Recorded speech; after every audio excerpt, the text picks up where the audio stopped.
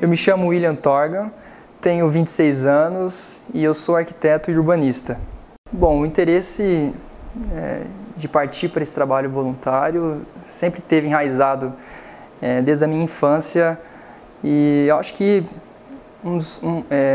começou tudo na igreja também. Eu venho de um berço batista, né? E lá é uma igreja muito forte e eles ajudam muito a questão de missionários que estão fora do país. Então isso já foi uma sementinha plantada desde a minha infância, e eu sempre tive esse sonho de estar um dia me prontificando aí para um trabalho social. E no ano de 2016 eu estava no término da minha faculdade e eu queria dar um rumo aí e trazer uma razão de vida, né? E aí foi onde eu entrei em contato com umas amigas que são missionárias de uma base lá de Curitiba, a base da Jocum. E eles têm um projeto chamado Criativos pelo Haiti. E aí é onde eu me alistei, e aí em julho de 2016 a gente partiu para o Haiti. O foco do trabalho, né, desse grupo é ajudar e trabalhar com a identidade dos órfãos, né, que há no país, que é um número muito grande. Hoje no Haiti, em torno de 450 orfanatos registrados, né, pelo Estado, pelo país. Mas a gente sabe que passa de 800 ao todo, né? Mesmo aqueles que não são registrados. Então a quantidade de órfãos no país é alarmante mesmo. O trabalho que nós fizemos com eles foi justamente esse resgate da identidade, né? As crianças, elas crescem sem conhecer um pai, a mãe, sem ter um espelho, né? Sem ter aquele que ela pode tirar como exemplo. Então elas crescem normalmente com uma, duas cuidadoras desse orfanato. Então a gente entrou com esses trabalhos de identidade. A gente levou sim medicamentos, roupas, mas o trabalho mais forte que eu achei nessa nossa ida ao Haiti foi rebuscar essa identidade das crianças, né? E o que mais nos emocionou foi que quando a gente entregava as fotografias das crianças, levamos a impressora, então nós tirávamos as fotos, imprimimos e aí nós entregávamos para cada criança. E o interessante é que elas não se reconheciam nas fotografias. E aí uma cutucava a outra e dizia: "Ah, essa daqui é você". E ela ficava um pouco assustada porque ela não se reconhecia na foto. Então eu acho que essa foi uma das cenas assim que me marcou bastante, né? Essas crianças crescerem sem se conhecer fisicamente, sem se conhecer emocionalmente. Essa ida ao Haiti, eu precisei dar um tempo ali no meu TCC, eu estava terminando o curso de arquitetura e, como todo estudante sabe, esse tempo de TCC, de trabalho de conclusão de curso, é um pouco tenso. Você tem que investir horas ali em cima dos artigos, do projeto em si. Então eu tive que dar um time ali. E só depois, na volta, que eu pude dar continuidade, né? Lá no Haiti, nós ficamos em Porto Príncipe durante a primeira semana, quando a gente chegou lá.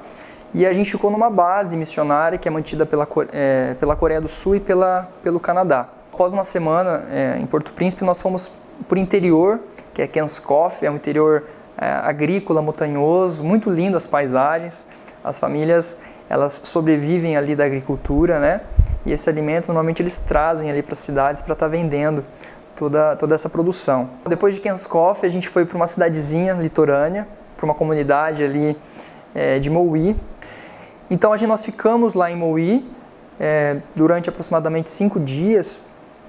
E aí lá a gente trabalhou com trabalhos sociais, a questão de higiene, a questão da identidade também daquelas crianças, só que daí não eram mais crianças dos orfanatos, eram crianças da própria comunidade, né, que não tinham esse contato com essa educação da questão da higiene, a questão da arte. Isso aí a gente pôde estar introduzindo ali com aquelas crianças, fazendo um trabalho muito bacana com eles. É uma cultura muito, muito similar à do Brasil, e inclusive eles gostam muito dos brasileiros, as músicas, a alegria contagiante, até mesmo a comida lá é muito parecida, a questão do arroz e do feijão. A diferença é que eles fazem tudo junto, o arroz e o feijão na mesma panela, mas a alimentação é a mesma. Claro que lá é tudo muito mais caro.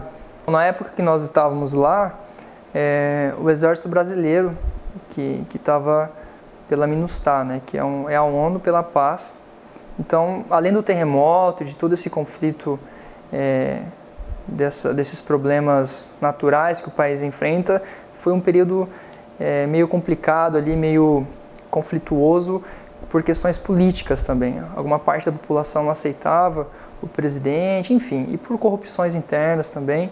Então gerava ali esse conflito constante. Mas nessa época que a gente foi, nesse período, já estava bem apaziguado, não tinha mais problema de conflitos na rua, tiroteios. A gente foi num período mais calmo. Não sei se é fácil, assim, se é constante essa situação, mas na volta de Moí, a gente viu um cadáver assim, no asfalto, com um pneu em cima queimado. Então ali a gente percebe que eles fazem as leis deles, entende? Tem a lei interna, né? Mas a gente vê que nesses lugares mais afastados da capital, eles mesmos ali são as leis, né? Então eles mesmos punem as pessoas. Mas a todo tempo a gente sempre foi muito bem recebido, sempre com um sorriso no rosto. São pessoas muito receptivas que amam muito os brasileiros. A gente assiste nos filmes, a gente vê nessas reportagens que você tem que ter projetos gigantescos para poder fazer essas ações humanitárias, que você precisa ter grandes contatos, que você precisa ter muito dinheiro, ou que você precisa, não sei, ter tempo talvez. Mas o que eu descobri na ida para o Haiti, e nesse processo, né, desse trabalho voluntariado, foi que um abraço e um sorriso pode ser muito para uma outra pessoa. E eu digo isso não só lá para o Haiti, mas eu digo isso aqui mesmo no Brasil.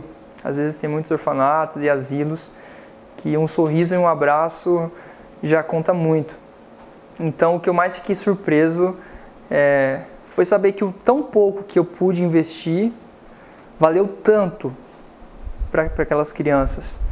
E isso, de certa forma, me constrangeu muito, porque eu não esperava que aquele pouco que a gente estava levando, e não digo só na questão material, mas naquele pouco do que a gente tinha a oferecer como ser humano, era muito para aquelas crianças. Então, apenas um abraço e um beijo e levar um afeto àquelas crianças me surpreendeu e me constrangeu muito em saber que aquilo era muito para aquelas crianças.